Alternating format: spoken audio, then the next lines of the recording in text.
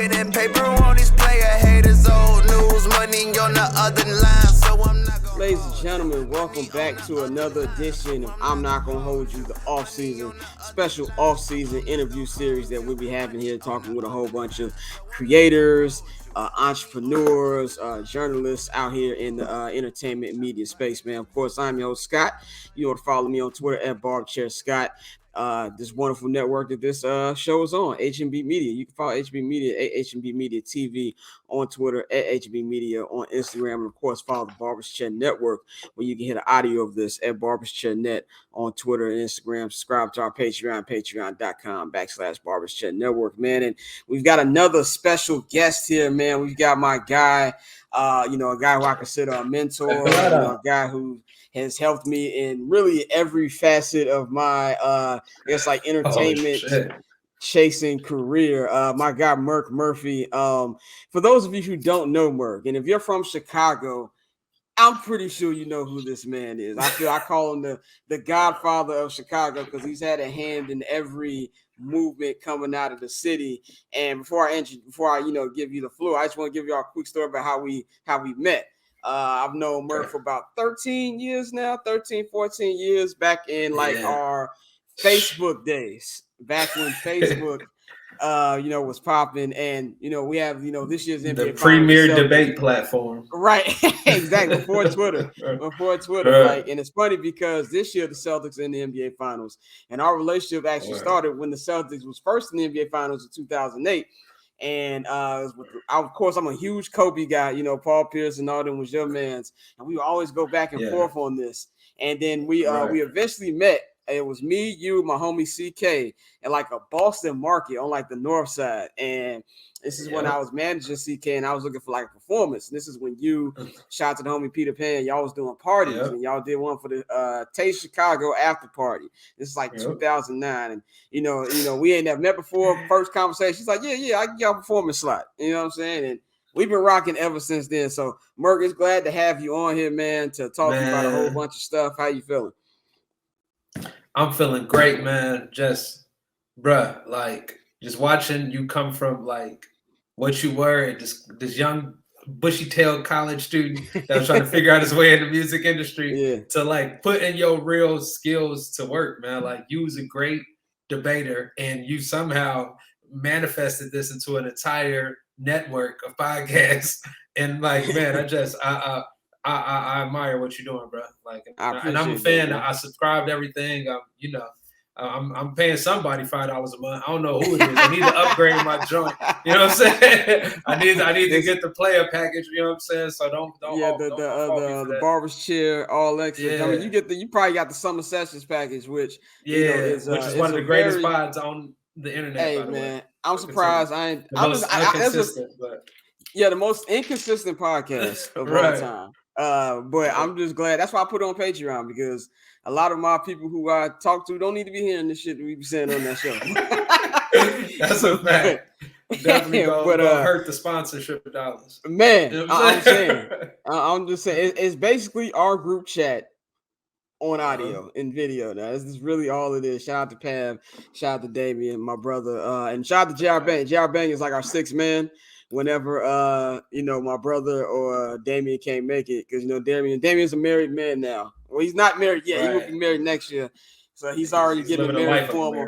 Right, can't be on every episode, but yeah, man, it's an honor to have you on here, Doug. Like we were talking about I was thinking about the other day, all the meetings we would have, from even you talking about like my growth, even just like from Pavy's growth, from where he was, our first listening party was at Complex 2010, your studio that you got over there, and just to see where he's gone from, I used to have to convince Pavy to make songs about women to now I ain't got to tell his ass shit about that's all he want to do. That's all he want to do. He almost got offended when I asked him to do that 13 years ago. Hold on. Is there a chat on here, bro? Because I recently got access to one of my old hard drives and I found all this old content. And I got how do I act? I see one here, but can I put? I'll text it to you. Or text it to him. Yeah, that's fine too. Because but Yeah, man, but let's get into it, man. You've got a long history in Chicago, man. For people who don't know you, just give us like a little intro of what exactly you do, because you wear many hats. Man, that's I don't know where I start, man. But I'll start with this. I typically start with this. I'm a black man born in America, and I truly believe every black man in America born after, I'll go as early as 1970, got a verse somewhere. Like everybody's trying to say. I definitely thought I could rap in like 03, 04. We all do, man. And we all just trying to figure out what role hip hop is going to play in our life, whether it's something we do professionally or something that plays in the background of our office while we do some other stuff.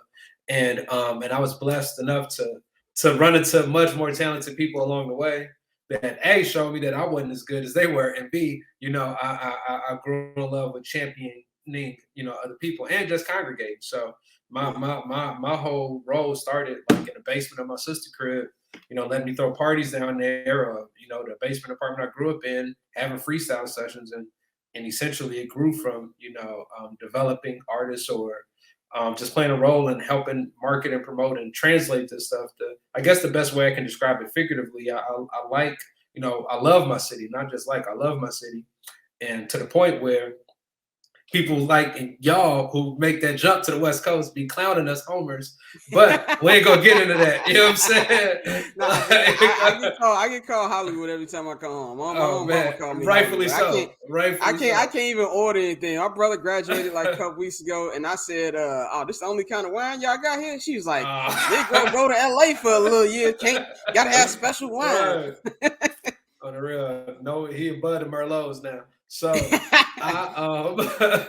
I basically what I do is I help creatives try to turn ideas into businesses and turn those small businesses into big businesses. A lot of this work has been done in the entertainment field, and particularly hip hop. And it's made its way to different clothing lines and different products and such. And now, obviously with the studio we've been able to build here. And this has been, a blessing, one of the biggest blessings over the past decade, Complex 2010. Yeah.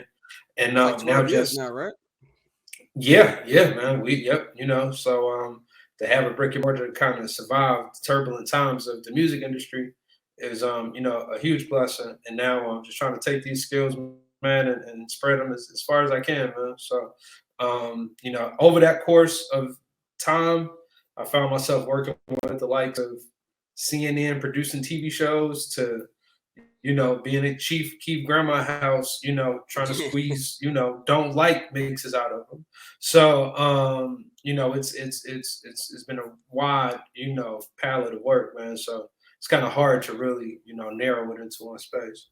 But no, I definitely feel that. I definitely feel that, because like even like people ask me like, "What do you do?" I'm like, "Motherfucker, what don't I do?" Like right, you just so many that you got to do. And that's one of the things that I learned from you. I remember when I would come to Complex, I would always have like 100 things going on, and that's how like you kind of connect and meet people. Like that's how you meet people. Like I always say, like my college year, I went to Columbia College, for people who don't know, and I stayed on campus for like 1 year. It was like 2010 it was, and I would always be at Complex because y'all was like 5 minutes from my dorm. And I remember one time we'd be hitting like different parties. I went to Lumen with y'all one time. It was you and Peter.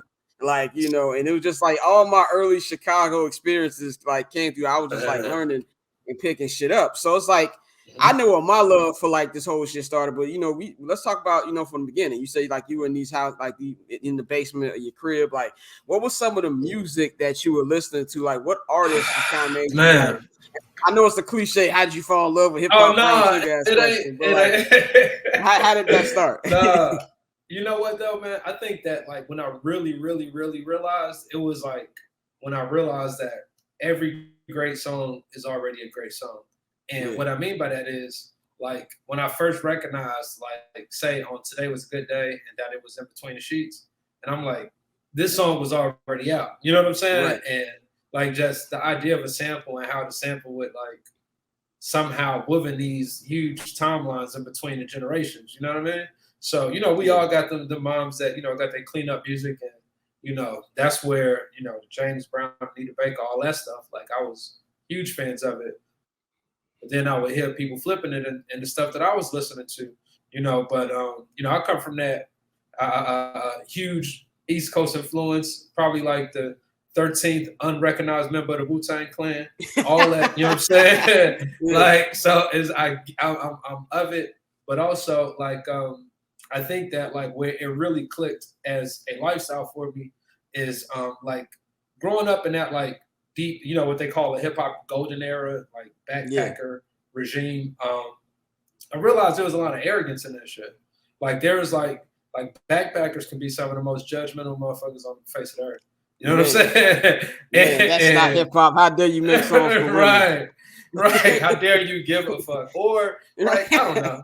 It's stupid stuff. Like, it was. And I found myself in that way where I'm like, yo, his leather ain't got no Timbs on. His Timbs ain't got no leather on the top, or this nigga ain't got the, you know what I'm saying? His Helly Hansen ain't legit. Like all the little, microaggressions that came with being a part of it. I was a fan of. But as the music spread out and like, I had homies bringing me like early 666 stuff back from Memphis, or like, just watching our sound grow locally, watching the way, Final Tick or like some of the early Do or Die stuff, how it was really affecting. Like, man, it was at one point cool to like be from Chicago and like music from Chicago. And then when I would do a little traveling, you would get, some of the generic kickback, being from here, like, especially at that time, it was, hey, how did you even make it out? Like, you know what I'm saying? Right. Did somebody shoot at you on the way to the airport? Was people throwing bombs at the plane, all type of ridiculous ass shit. But either that or like there was this idea that we all actually knew Michael Jordan.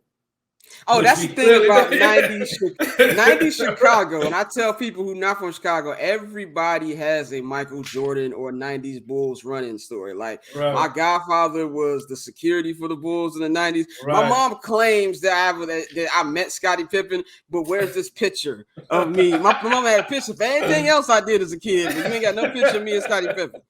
Man, your mama and Cap and Scotty used to be in the trenches, man. You know what I'm saying? Like, and like that's why, I let him ride with some of his clowning now because I remember who Scotty was. I seen him in the rib joints, you know what I mean? In the greens, like, I seen him with my own two eyes, getting, a whole motherfucking rack of ribs, you know what I'm saying? No security, just him in a little Hispanic thing, you know what I'm saying? Well, I think that's all the 90s Bulls kind of did. Like, Rodman would be out there. Like, Mike used to hoop in the hundreds because Juanita family used to be out there. Like, Mike could have his fucking Ferrari out in the streets and niggas ain't touching it because it's Mike. I mean, the one way you recognize Mike is when you see 200 motorcycles moving. That was the way to recognize Mike. If it's 200 fucking Harleys, it's like, it's a good chance Mike up in that joint. If it's like anywhere between 90 and 2000, you know what I'm saying? But man, like, just growing up in that time, man, falling in love with the music and, as I listened to it in the crib, but then from an MC standpoint, like obviously we all rap, but like I think the song that really clicked for me, it was on the B side of that Juicy single. It was Unbelievable, the Biggie record. And I was just like, man, this is when they used to be the maxi single with 2-3 extra joints on it, and I was just like, gee, this nigga is rapping his ass off. Like what's this thing? He don't sound like nobody I know. He don't sound like.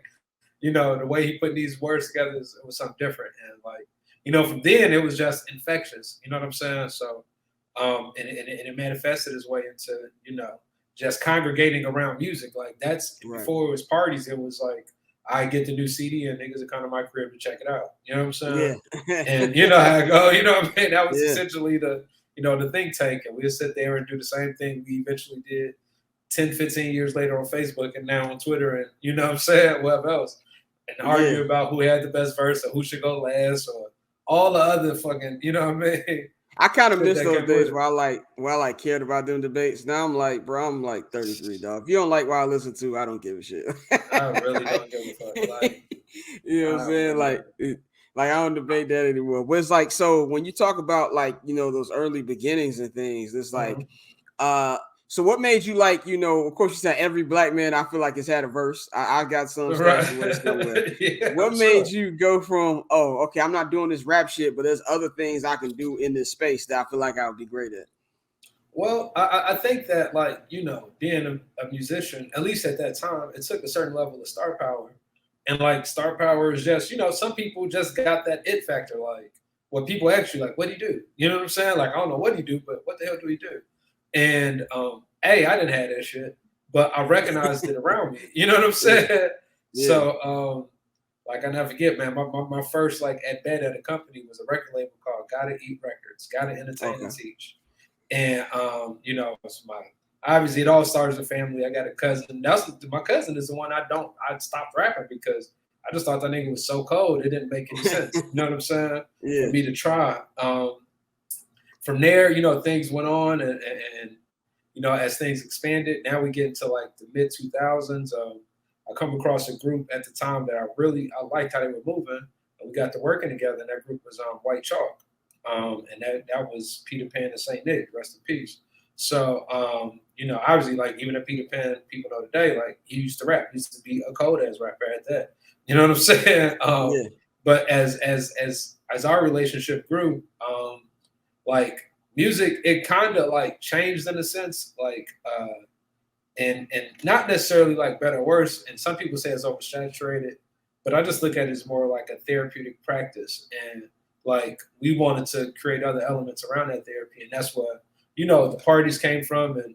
And the parties were really just centered out of like, then again, like being anti, like, niche. Like hip hop was so big about being this niche product that like, had to be this unique thing. And as you know, from spending time around this, man, you liable to see shit, like my man Homicide with the tattoos on his face, you know what I mean? The white chick, but all type of random shit. Like, it would be a whole bunch of, like every time I come to complex, you don't know what the fuck going on today. Like, right. It's just like, we trying to cast the widest net possible, man.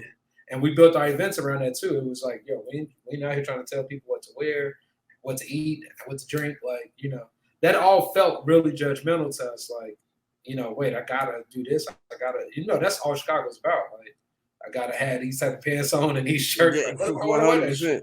You know what I'm saying? So, like, what the fuck? Exactly. You know what I'm saying? Exactly. So now, well, go ahead. No, that's it, man. It just evolved into, curating, but just with different tools, man. Yeah, and that's kind of like, like I feel like you guys like, like you said, cast a wide net on a whole bunch of stuff. And that's like one of the things where it's like I was trying to figure out like in my space what I wanted to do. And it's like, I went from remember I would come to you like all these different artists I had. And it's like for years I had artists on artists on artists. And then like one year, it was right before I moved, I was just like, man, like who's the only artist who don't give me a headache? And it's Pappy. Right. And it's just like and I know everybody, most artists, 98% of artists aren't like this. And this is just Pavy's personality. He's just a laid back dude. Like Pavy is who I wish I could be personality. Like everything gets to me, like in some type, either it pisses me off or it's y'all like balance though. Yeah, I guess that's the balance. Mm-hmm. It's like I don't have to like tell him 100 things to do. And I would work with these other artists and I'll just be like, it would just annoy me that it's like I shouldn't want your career more than you want your career. You know what I'm saying? And so from watching y'all, it's like, and it was something you told me, and it was something that shout out my homie Lotto, who told me, my nigga Lottery, for those of you who know. Yes, sir. Garrett, in front of y'all. I know some people I say Lotto, I don't know who he is, but I'm pretty sure y'all know who he is. But and both of y'all told me like, yo, you have enough personality of yourself to like break out and do your own shit too. And I was just like, okay, let me start thinking about ways I can do that. So it's like the question I have here, and this is kind of like, when it comes to, like you just said about not leaving Chicago, me personally, it's like I kind of felt like I was like, I don't know, pigeonholed a little bit or like kind of like closed in with the Chicago space. Why did you feel like, oh, this is where I've got to be? I don't need to leave home. Well, I don't feel that way. Let me just keep it a buck. You know what I'm saying? Okay. All right.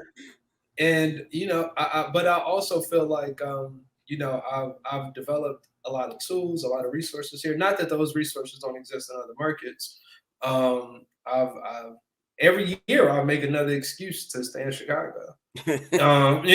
So whether it be, oh man, I'm working on this, I'm doing that, or case in point, like one of the artists I work with now, Fat Money, y'all formerly known as Time Money.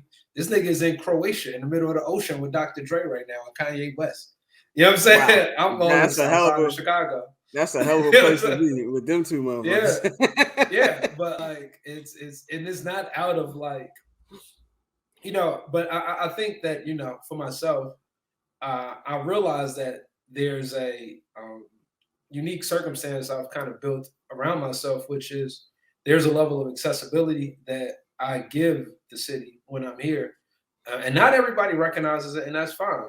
But it's not too often that somebody in Chicago who's spending ample amount of time in Chicago is also like, you know, one phone call away from whoever it is. You know what I'm saying? And, you know, I think that's probably one of the biggest things that I essentially sell myself on is like, yo, all of these people are human. You know, one week we can be in Hollywood Hills and, you know, the Ralph Lauren restaurant doing whatever, Polo Lounge and doing this, and the next minute we can be, you know, in front of the King Von mural trying to get a gyro or something.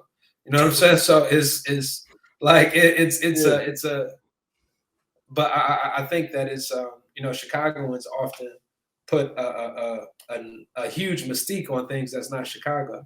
I remember selling CDs on State Street, and one of the biggest selling slogans was, you know, these niggas from New York. Like, or telling somebody that something isn't Chicago in order to get Chicago. And that'll get people like their eyes. Yeah, you know what I'm saying? Like, niggas, this is what y'all ain't got this shit. This shit from New York, but this shit from Atlanta. This shit from, you know what I mean? Like, yo, typical Chicago hater shit. Like, right. And that's what, you know, make people gravitate to it. But to be, you know, Chicago through and through, and you know, keep a certain level of accessibility and comfort. I'm glad I ain't got to look over my shoulder when I'm out here. You know what I'm saying? Not that I would anywhere else, but at least people here, like, you catch me, man, I'll be, you know, shit, in some form one day, next day I'm on my bike or some shit. Like, and it's cool. You know what I'm saying? It's very rare to like that. It'll be even like, people don't know, there'll be certain days where it'll be like I'll hit you up like, I know it was one time, it was the funniest shit ever. I hit you, like, this happened like maybe 4 years ago. And I was like, yeah, man, where you at? He's like, nigga, I'm downstairs. Like, you was at Thomas' crib doing a hoops and grooves. I'm like, bro, you in LA? It's just like random shit like that. Yeah. But shit, man, I my bad, go ahead. No, go ahead. I just want to build a brand that's all about, you know, staying homegrown, man. I got a 5-year-old now. I named him after the block I was raised on, Hudson. So like, I do love Chicago, like in a very passionate way, but I also understand, you know, why people, you know, choose to move around. It could be exhausting. It could, you know, is I never forget one time I'm talking to some shorties on my block, and I'm just taking out the trash, and I see they may be like a 9-year-old and maybe like a 12 or 13-year-old arguing. Like, Merk, check it out. A 9-year-old says to me, ain't if you get rich, white people can just take all your money. And I was like, nah, like, and I'm trying to give him examples, but like, he was knocking me down. Like, he was like, that nigga in jail, that nigga dead, that nigga, like, he was like, yeah, you starting to make some sense. Right. And it was like a real head scratcher, but like, you know, to bring it full circle, like there's an ingrained level of like lack of hope that comes with being like here. And I ain't necessarily lost that hope, and I try to figure out unique ways to keep it, you know, pushing through the streets. I think with me, it's like with Chicago, I always use this like this analogy. Like, Chicago to me, for me, is like it's like your first love, your first baby mama. Like, y'all still got a good relationship and shit, but it's like, you know what I'm saying? But you got this other chick, and that's how I kind of feel about like with LA. Like, a lot of people can't live out here. Like, it's a difference between living here and visiting. I keep telling people, bruh, hold on, let me let you know this right now. Like, the fact that like LA is you know, the real flex is staying there. You know what I'm saying? Yeah. Like, it's kind of like that old Jalen Rose saying, you want to be a champion or a veteran?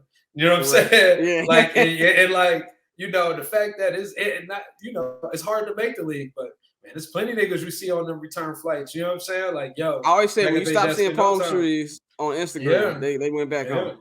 They went back home. It was like, and I can't even believe that I've been out here almost a decade. Like, it don't feel like it, bro. That's a flex, bro. And that you've been out there a decade, and you ain't, you know what I'm saying, DTLA under one of them tenants. Like, that's the real flex, bro. When I first got out here, when I first got here, my pops has a friend. He's a preacher out here, and I would go when I first came out here. I would go to his church on Crenshaw, and it was like maybe my first year here. He's like, "Okay, you've been here for a year." He said, "Look, as long as you keep surviving 1 month in this town, you won." He said, "Each month you survive here is a win. Like some people go home in 4 or 5 months. Each month you survive is a win, and that's something that always stuck with me, man. And it ain't easy. I had somebody tell me the other day, man, you make it look easy. I'm like, bro, if you knew how many times a day that I'm just like, fuck this. I'm just the nigga just can't grow facial hair, so it ain't gonna get there. Like it's stress underneath them cherry cheeks, y'all. There's all type of shit going on, bro. I'm telling you, it's a lot of shit, bro. Like, and so, and that's actually a perfect segue to I want to get into about like handling things under pressure. I want to talk about this certain event that I've never actually talked about, like on a show of mine. I want to talk about the event that happened with the Big Sean shit like 12 years ago. I feel like I call it like a landmark event in Chicago because I kind of feel like the ties of where Chicago hip hop and how things were policed kind of changed after that event. And for those of you who don't know, there was this event at this old club on the north side called the Wild Hair. This is like February 2010.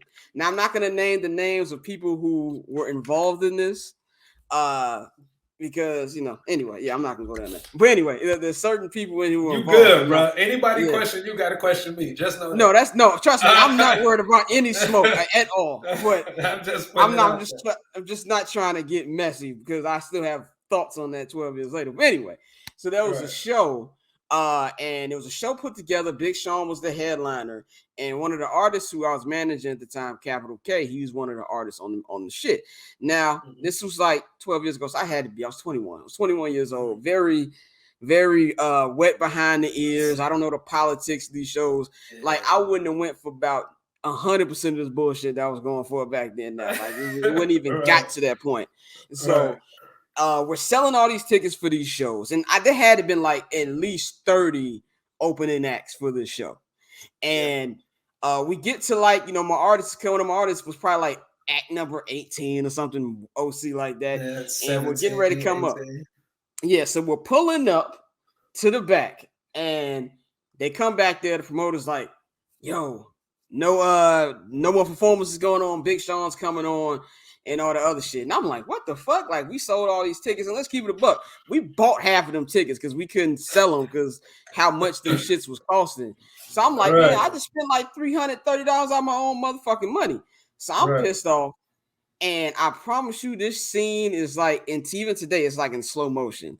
And so I look around, I hit my man Ill Will. I'm like, yo, where the fuck CK at? I shit you not, look, and it moves like a slow motion. CK go on stage while Big Sean has the microphone. He takes the microphone from Big Sean, says, fuck Chicago, you motherfuckers ain't let me perform up here. Fuck y'all, get money, da-da-da-da-da. And like a little melee breaks out. And then here's the thing that is always irritating me. Oh, he got body slammed off the stage. Both of them motherfuckers fell off the stage at the same fucking time. Let's cut the fucking bullshit. I just want to clear that shit up right now. So both of them fall off, and it was like a whole melee of multiple fights going on. And everybody's rushing out the club, and it just like became the hot shit in Chicago. And it was like, this is like when social media was not really, if it was right now, that shit, this nigga probably would have been on like fucking Complex TMZ. TMZ or some shit like that. Like, it'd have been 30 times bigger. And I never forget, I called you, and I'm like, I'm just not in the right headspace. I'm like, oh shit, he just fucked my whole shit up. I'm like, he just fucked my whole shit. I'm not gonna be able to work with no artist ever again and shit. And this nigga Merk started laughing on him. I'm like, what the fuck is he laughing for? Like, I feel like that scene in State Property where Dame is going off and Jay like, you should handle that. So what the fuck is he laughing for? And you like, man, this might have been the best shit to happen to y'all. Hit me tomorrow. So I hit you the next day, and you know what I'm saying? You was like, yo, we gonna do an interview, we gonna get this story out. And this time I'm not talking to CK because I'm like still pissed off with this motherfucker. Right. Like, to the point I didn't even come to the interview. My brother came to the interview. Yeah, so we do like kind of like a hood Dan Rather type interview. Right. Where it's like you're interviewing him. Yeah, y'all walk up the Sharks over there on 63rd, And y'all walking down 61. The funny shit about it, like my brother's in the background, like he's CK bodyguard. It's the funniest shit. And so like you're getting his side of the story.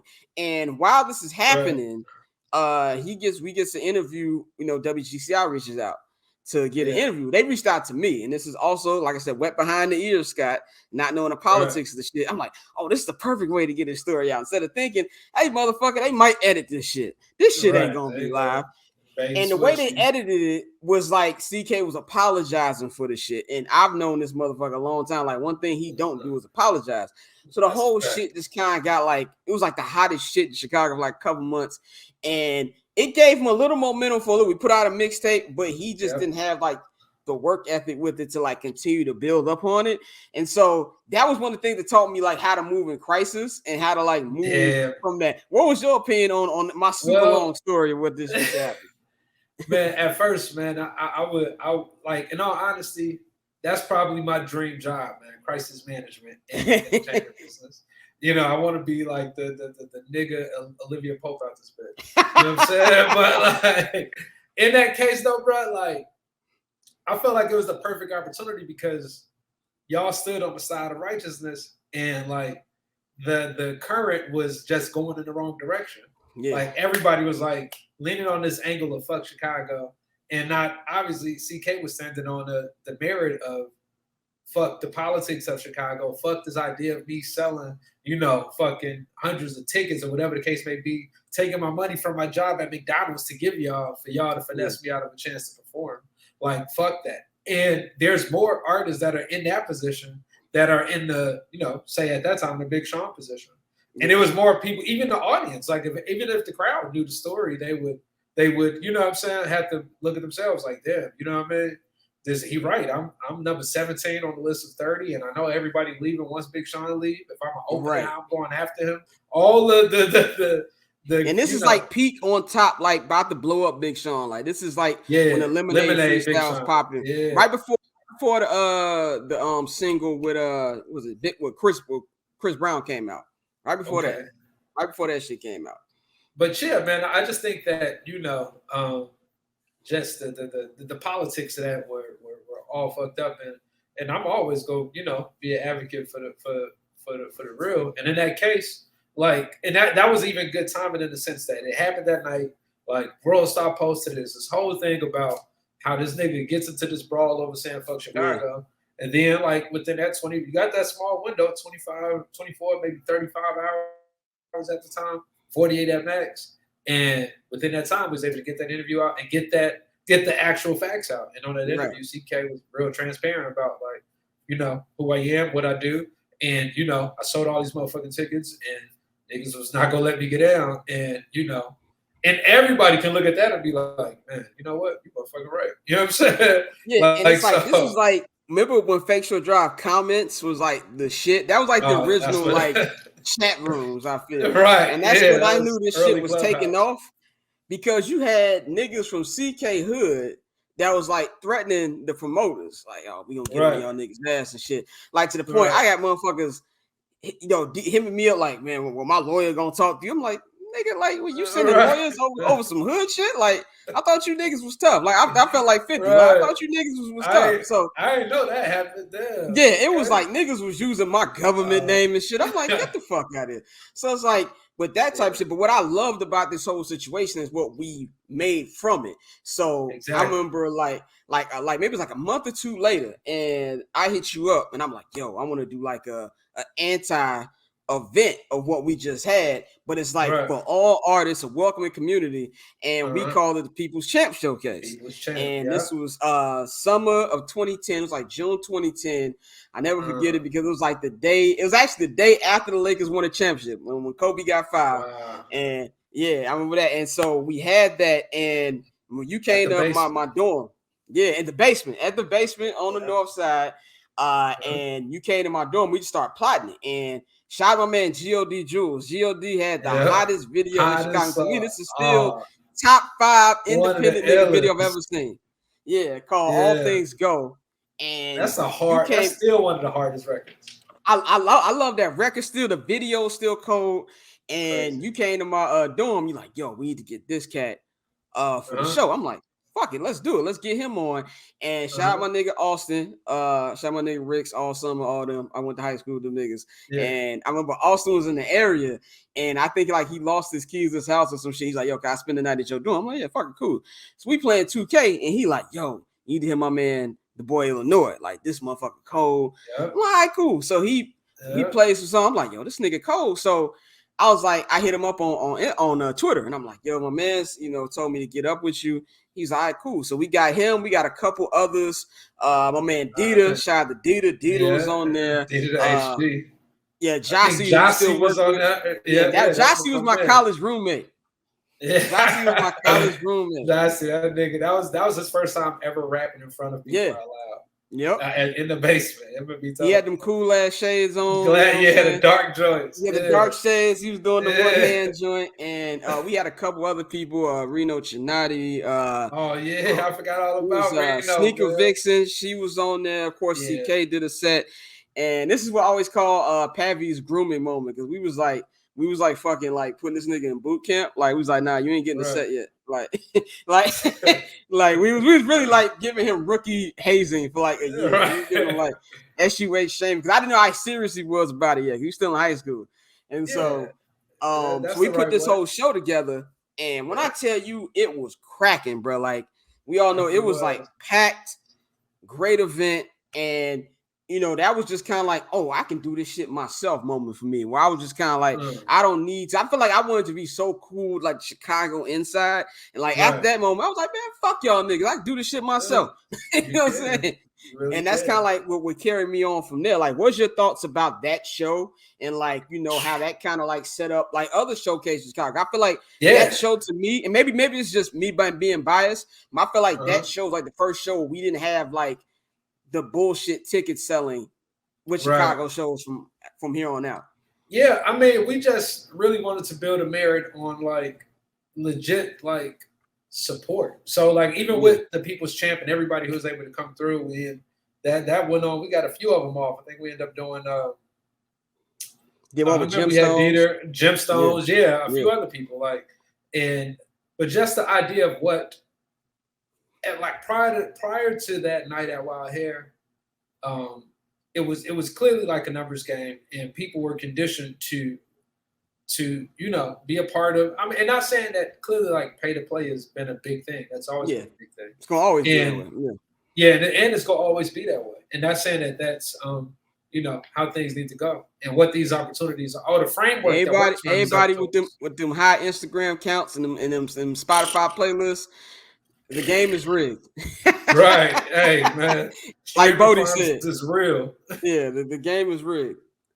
Super rigged. But I think there, number one, we started to build, communities in general. You know what I'm saying? And one of the things that, I was always mindful of, and what I would preach to you all the time is, if you can only be extremely helpful to your team is like at your strongest. So you're doing the best you can do to make sure that Scott or SUH, or in this case, Barbershare Network, like as strong as it is, like everything you put underneath it is going to be able to benefit from the strength. Right. So like prior to that, it was always getting behind the artist and pushing them forward.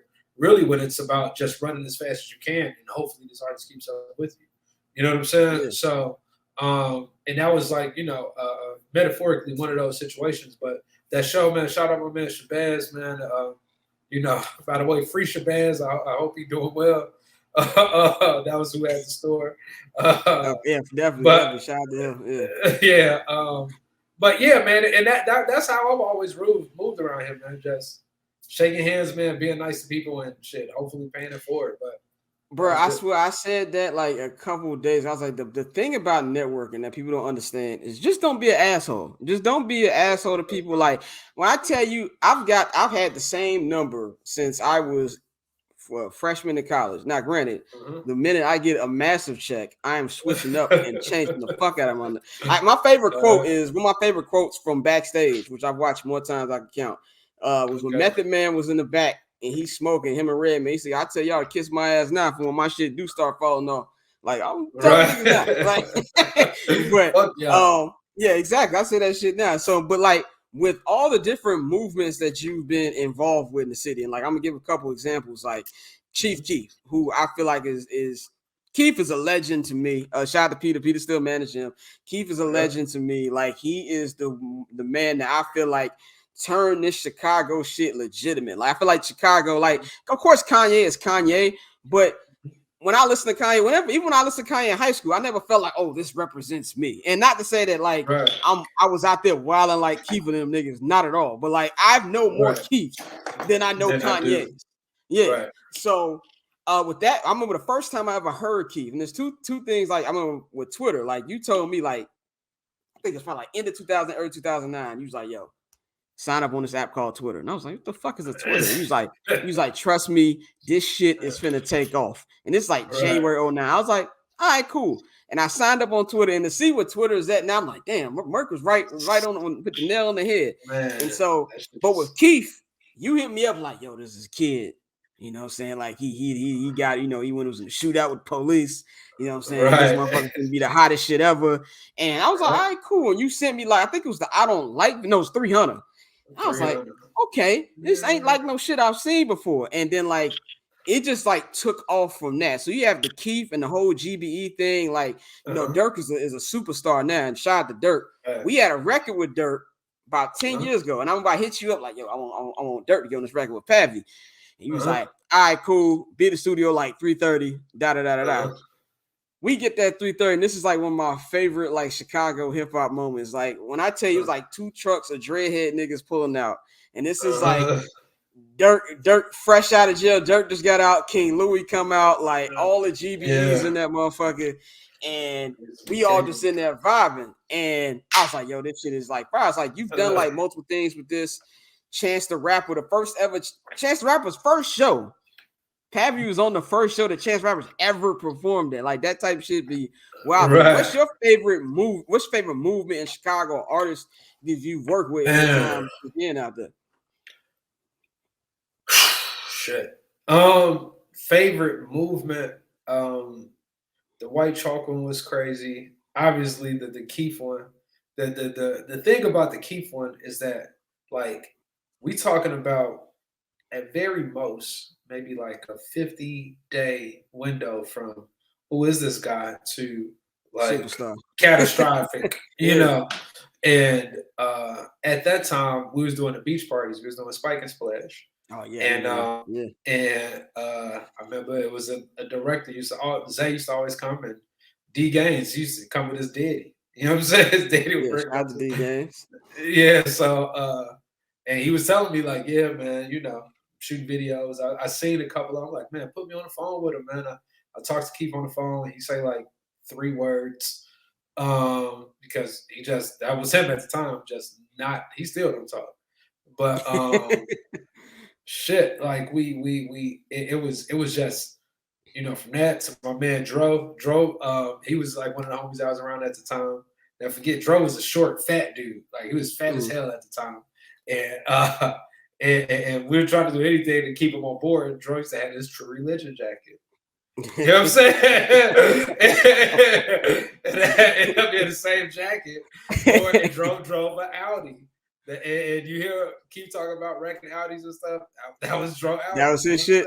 Yeah. So like, it was like, you know, but Dro, he like when he got next to it, he just sat there and never left. He didn't leave the whole 2 months. You know what I'm saying? Like, and as things, you know, and I'm going back and forth from there, me and Pam, there to at the time, actually, Pam was in Miami. Mm-hmm. Yeah, I do remember that. We doing the parties down there, and like he was so excited about it. He like, man, I'm coming back. You know what I'm saying? Yeah. Like, all right, cool. And you know, but I think just the Keith one is exciting because of how like catastrophic it was. How people went from like being clueless. I remember telling Andrew Barber the very first time, and like everybody was late to the party. Like Bang already had 1 million views before most of the rest of the city knew even what it was. You know, and I remember Lil B being the first one to hop on something. He hopped on Bang, then Sosa. I mean, Soulja Boy hopped on like a 300 remix, and you know, it was like extremely organic. And over the course of that summer, with all artists flying in and get next to him, like from Jeezy to T.I. to, and he was like just unfazed by everybody. You know what I'm saying? And I never forget one time. This was actually the weekend he signed. We had Birthday Bash in Atlanta, and I think it was Jeezy or T.I. somebody bringing them out, and I believe it was Nelly. We seen Nelly and what's my man name that dressed funny, the quarterback that's kind of washed up right now. Cam Newton. Yes. You know what I'm saying? I remember that. I was watching his interview with Fred Taylor and them before we started recording this. That's how I was like, oh, that's Cam. Right. And man, we see them backstage, bro, at Birthday Bash, man. And these niggas is like, and this is like just Keith at his finest. Like, them niggas is fanning out. You know what I mean? Like, you're like, pictures of moment, and like Keith is just like, man. Like, just not only unfazed, but like, man, watch the fuck out, bro. Like, you know what I'm saying? Get out my way, only person I truly, like, at this time respect is Gucci and Jeezy. That's it. Like, you know what I mean? And so much of that, like, perpetuated through his career from the fucking video with 50 Cent and them, and he don't even show up. He's like, man, I ain't going to that shit. You know what I'm saying? Like, he was. I love that story so much. They had everything set up. 50 paid for it. Wiz was out there. These niggas in the middle of the desert, and Keith just like, nigga, I'm not coming. Right. It's like, yo. It was some real Larry David shit. Yeah. Like, matter of fact, I'll probably say the one thing that, like, and this is not a movement, but moments that stick out to me. This is early. This is South by Southwest, maybe like 12 and 13, maybe 12, maybe 2012. Yeah. And I think it was Timberland, the shoe company, booked the show. And this is the time where ain't nobody getting paid to do South by. But he's, they offered him a blank check to do South by because it was, he was a phenomenon. And I get down there early, then me and Pam, we link up, we there. We running around, getting everything ready, you know what I'm saying? So I'm coming the next morning. I think he's supposed to go on like in the evening. Just all right, cool. Yeah, ain't heard from him. Go get it. Whatever the case is, it's showtime. I'm like, man, the line is down the block all the way. Now, they had a big shows off 6th Street. So off 6th Street. Yeah.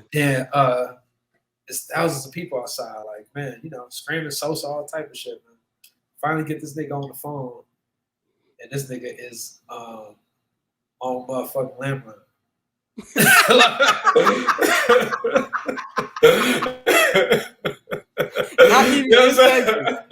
Not even like, first of all, like, not only I'm not there, nigga, like, I'm remotely close. Like, even if I started right now, I'll be late. You know what I'm saying? But they end up combing things out. He was just such a rock star at the time, man. It was just like, shit, man, we'll work it out. You know what I'm saying? Like, but and that's going back to like crisis management. Like, a big part of this business being in situations where, even the best answer is the worst answer possible. You know what I'm saying? Like, who's going to be responsible for getting up there saying, hey, ain't no key, or who's going to figure out the alter, like, who else we can throw up there to do this, do that, and that was one of the moments where I was just looking out at that line. I'm just like, oh shit, like, this nigga is like not even, not here. He's like, not here. This nigga is not in the state. Right. So, but I do, I think that, everybody just gotta. I learned like my role as the link in the chain. Obviously, Keith can do things that not everybody do, and that type of, a rock star requires a different set of, like, a team around him that understands and that's willing to go to bed at all costs. So versus like some other people may look at him and see how he move and think that they can afford it. And truth is, y'all niggas ain't really birthed the genre of music, so maybe y'all can't afford to move like that. You know what I'm saying? Right.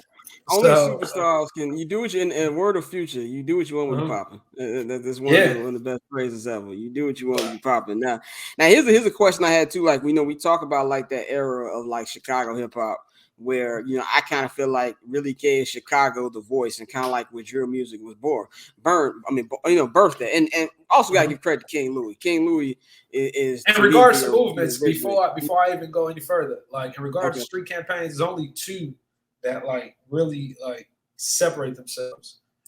Obviously, what King Louis did with the stickers, shout out Lero, shout out like that. Like there was a time where you couldn't, blink your eyes without seeing a King Louis sticker somewhere in Chicago. Yeah. And another one that maybe even be before your time, it was a group called Soldiers at War. They used to be on like 79th and South Shore, not South Shore, but South Chicago. So mob out there. They had the black and orange joints. They end up, the guy that was running point on that ended up doing this Killer C campaign. Then this I remember Killer C. Who killed Killer C? Yeah. Everywhere you look. I would be over there, and I lived in West Englewood for a little bit. My dad's church was in Woodlawn. Boy, I would see them posters everywhere. Then the LEP. Yes. I never forget. I was like a senior in high school or freshman in college. I'm driving. I'm on 63rd and like King Drive. I'm at the light. This big ass truck pull up next to me. I'm like, nigga, this nigga pulling something out the car, and this nigga hand me an LEP CD. I'm like, oh, right. Okay. Well, I thought you had something else in that car. Like you just can't be pulling up niggas on the light. You know what I'm saying? Like them type of campaigns, the real guerrilla type shit. Like, and shout out to LEP, shout out to E, man. E big shout out to them. To all the flowers. He was one of the first cats out here really betting on himself like that. And there was a few others season, from the back in the days. But, I think that, I've seen E, personally, like fly out entire media staffs, to come check out LEP music, and I'm talking about head writers at Complex to Fader to and like bring them all to the city where, and while at the same time, GCI probably wasn't even spinning the records like that. So, ain't no problem. It wasn't. Right. I've been in a little bullshit meeting there. Music Mondays. Music Monday was the ultimate fucking bullshit, dog. You wake up like at 7 a.m. for them niggas to give you to run around and shit. Yeah, we gonna put this in a little. We gonna talk about it. Like, okay. Show, whatever. But I mean, that's it's a different day now, man. But it's tons of movements that's shout out to all of them. I love what Save Money did. I love, I even like what Saba doing right now. I be remiss from watching what Z Money was able to do during, what I'm saying? Like what he was putting together. It's a ton of great stories, man. I'm just happy to be here to witness some of this shit. You know what I mean? That's actually a good segue to my next question. Like, what do you think is the state of not just Chicago hip hop? I feel like Chicago entertainment in general right now. Like, I feel like there's a lot of things moving, like the music. You got comedians, really just everybody, actors, people doing their whole thing. What do you feel about the new crop? Not even new. It's actually some people who like just now popping. Like, what do you feel about that? I think Chicago, man, is first of all, I truly believe the comedians are they got the baton right now. With all due respect to the musicians, I think the musicians are doing their thing, but I think that in regards to revenue streams and consistency within their brands, like, shout out to what corporate is doing from, Skin Bone Shaky,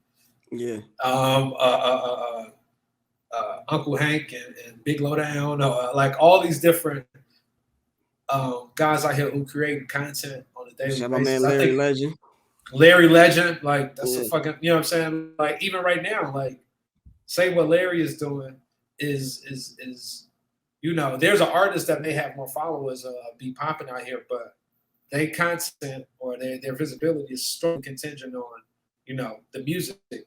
So like say if whoever's ex-rapper put out a song, he go get, 3-4 days out of it, maybe come back with a video, but Larry, he can do this shit every fucking day.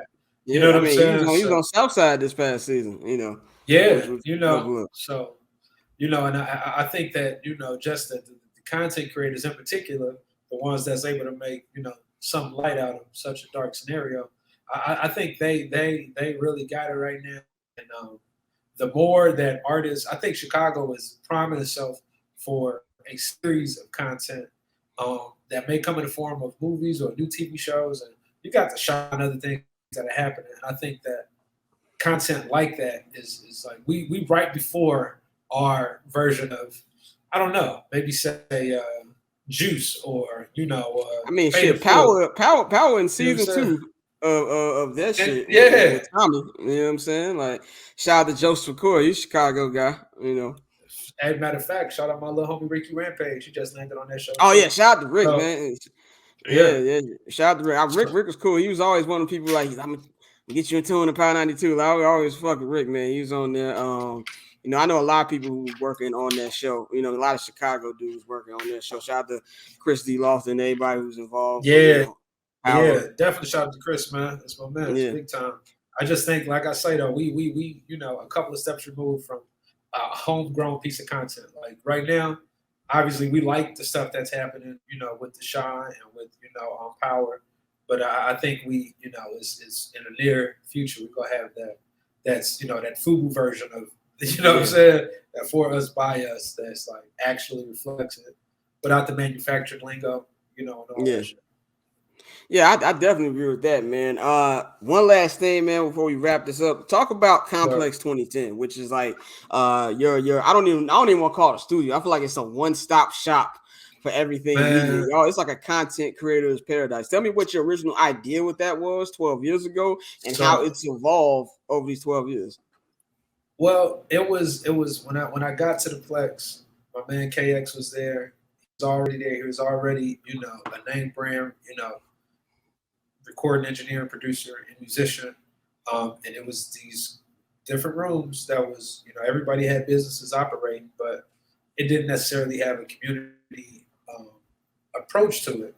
So I leaned on him, man. I'm like, yo, we need to make this what we coined then a music manufacturer. And, we sat back there at our CD burner, bagging up CDs, just chopping it up.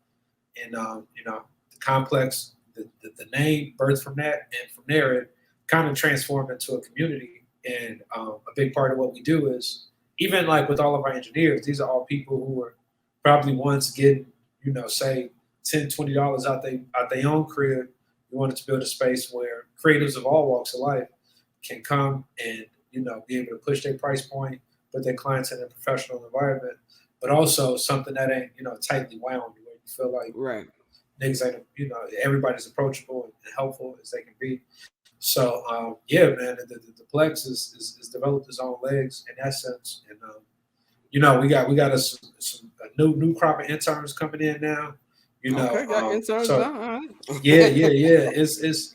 It's constantly evolving. You know what I'm saying? So we want to just, keep that moving forward, and from there to, even everything under the umbrella. I launched an agency a couple of years ago, designers, just with a stronger focus on, obviously artists, they get a song and now they left with the question of, what to do with it. You know what I'm saying? So just figuring out ways for people to manufacture these rollouts and campaigns and, figuring out the whole shaking hands and kissing babies and the politics, I guess, of music business, but not just music, brands. Just entertainment. It's the same shit, different hat. Yeah. It's the same shit. You know what I'm saying? It's just, that's one thing I've learned. Like, in my time, it's the same shit. It's just you dealing with white people or you dealing with niggas. It's just what variation of bullshit do you want to deal with today? Man, and the same rules apply, man. Just stay confident and don't be no sleazebag. You know what I'm saying? Yeah. That should work out. And one thing I always like, Complex had like a lot of firsts. Like we had our first listening party there. Like we had the first Barbershop Network show. Rest in peace, my man Rico. Rest in peace, my man Rico, dog. Obviously, my man Rico would be killing a lot of shit today, man. Like a lot of shit. We're talking about like who would have Chicago, all that shit. It would be Rico. Man, he would shoot from the hip so quick. Like, man, come on, man. Can't nobody. And he was connected to like a lot of people who I know now. We met at Rico. I was like, Rico, first time I met Rico, he just hit me like, yo, pull up to the crib. I want to get you on the podcast. He was like, it was me and Pappy. And I was like, all right, cool, fuck it. You know what I'm saying? Like, we have like a little Twitter rapport. And we came through. It was like, man, I was like, this is like one of the funniest niggas I never met in my life. Like, and it's just like, he'd be like unintentionally funny too. Like, and he just showed love to everybody. Bro. His whole shit, like, even just like everything about him personally, it just, I hate to repeat it, but just cast a wide net over everything that's today. Like, you know what I mean? The chicks, you know what I'm saying, felt safe around him. He was able to tell them whatever the fuck he wanted to say to them. Like, he wasn't scared of niggas. He had roast motherfuckers. Like, he was, aware on the sports side, aware on the music side. He was, you know what I'm saying? Like, he was that nigga just was a fucking, one of the realest to do it, man. So definitely just that brother. I love his Russell Westbrook, the coolest dude, the lamest school. That shit had me dying every time I go back and rewatch that clip, man. So that was like in the early years of like barbershop, and like even like reflecting on like my own journey. Like, I think the thing when you're doing your journeys, I'm wrapping up with this, is like you gotta like remember where the fuck you came from. Like I was talking, me and Pat was talking about it yesterday, and it was just like, how we talking about like Hollywood shit, and then we was just laughing like. We comparing like who has better craft services, the Bears or the Clippers, and I'm like, hey, what type of bougie nigga conversations is we having right now? Like I'm over here like, man, the Bears be giving us fucking the shit from the concession stands, and the Clippers pay for our shit. Like it's just we having that type of conversation. It's like a lot has changed with this network just from me having these meetings. I would be in Amazon Studios meetings like.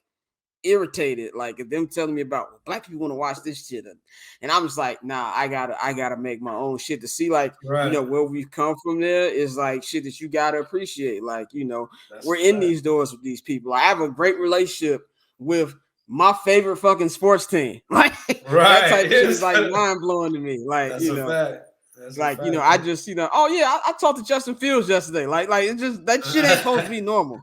You know what I'm saying? It is for you though, bro. Like, you know what I'm saying? And a lot of it is rooted in, what your true passions are. And also your courage, even the courage to make the move to LA, the courage to be like, nigga, I am supposed to be hollering at Justin Fields. Like, and that's every shot you don't take. So shit, like you get to talk to him and be like, oh man, that's just shit. That's legit. Yeah.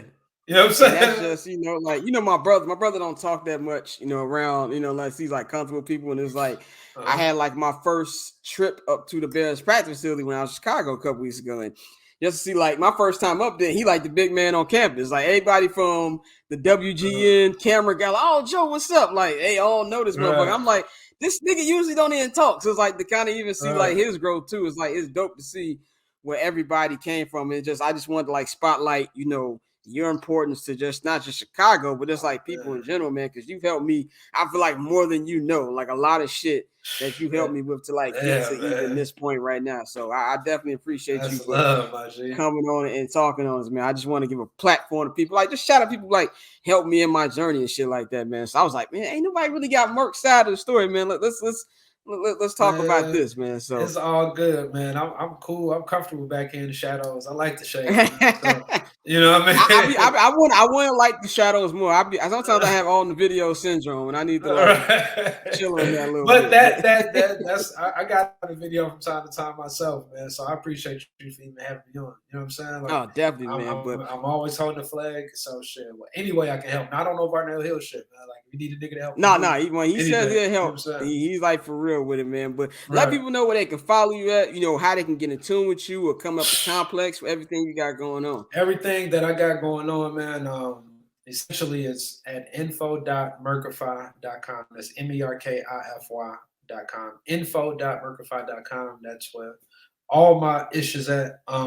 So anything you need to know from the events, man, I'm trying to get back outside and modernize the way people are invited to shit. What gives people the guts to even want to get off their phone and come shake hands with strangers, all that shit. So that's kind of like the focus moving forward, along with the marvelous work we're doing up here. You know what I'm saying? Shout out the whole team here, KX, Law Beats, DC. Obviously, DC do that, but DC, my neighbor. DC live walking distance from me.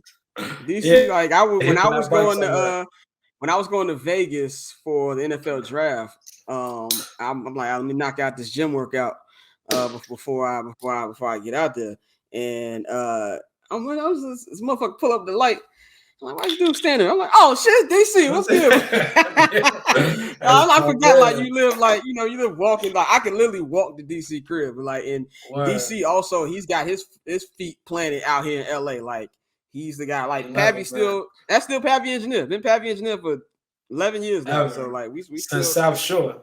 Since to them cold ass days in that nigga apartment, bro. Like, you know what I'm saying? So it's just good, man. But definitely, man, thank you for joining me. You know what I'm saying? This has been another edition of I'm Not Gonna Hold You to Off Season. We're gonna be back next week with another episode. We're gonna holler at y'all. Triple double hat trick, I know the code too.